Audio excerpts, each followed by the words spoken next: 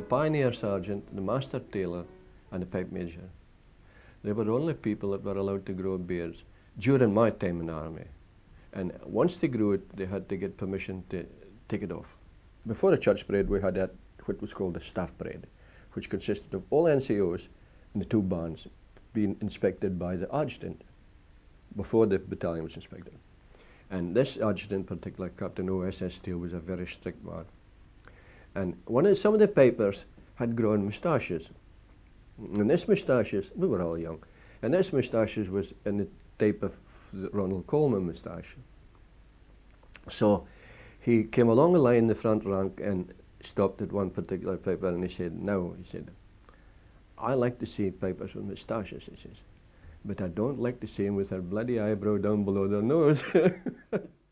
They came back from India in 1872, and in 1873 they were stationed on the Isle of Wight, where, of course, Queen Victoria used to go and stay at Osborne, which she and her husband had made into a home on the Isle of Wight.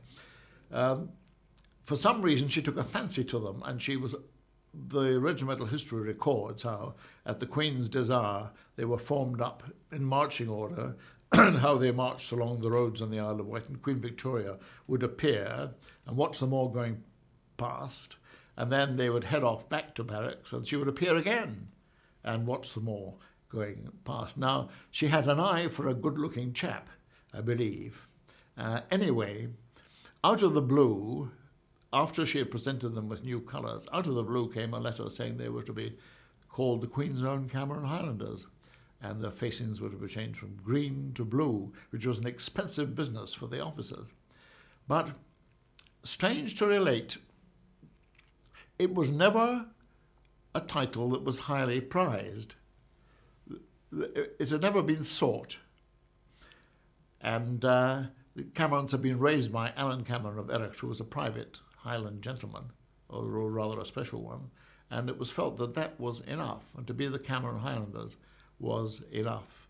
And though it was the official title, the officers at the time felt that it was, the word in those days was grabby, or a grabby regiment if you went looking for medals or glory and that sort of thing. You were a grabby officer if you went looking for distinction and I think they felt that this was grabby to be called the Queen's Own Cameron Highlanders. And certainly in sort of domestic correspondence, they just called themselves the Cameron Highlanders. Pubs weren't open on a Sunday in Scotland, but the sergeant's mess up in the castle, being a military establishment, was under English law rather than Scots law, so it opened on a Sunday. And on a Sunday, all the old worthies in the town would drift up the castle hill to get a drink, because they couldn't get one in the town, the pubs were shut. And the sergeant's mess caterer, as we called him, Chaplain Samson, was usually a retired soldier. And he would often take the day off on a Sunday, and one of the sergeants would volunteer to look after it while he was away. And this Sunday, Dick Ansell said, ex-pipe major, "I'll look after the bar for you, Bert," he said. So Bert came at that time. And the following day, Monday morning, Bert came in, looked at the empty bottles, tapped the barrels. There wasn't a drop of booze in the place. He said, "You must have done very well last night, Dick." "Oh, yes, not badly." Then he went to the till was empty. What had happened was, Dick Ansell had said, "All right, boys, drink up, it's on me tonight." So everybody was getting free drinks. At Stirling Castle, when the Giles Depot was still there, they had two pipers. They were the pipers who had played the 93rd, the 2nd Battalion, across the causeway in Singapore. And in those days you could look after chaps who deserved well, and they had little jobs. One of them had a connection with a lady in the town. She was a mature lady, well known to the soldiers, and she had a flat somewhere on the Castle Hill, and they would cohabit in this flat.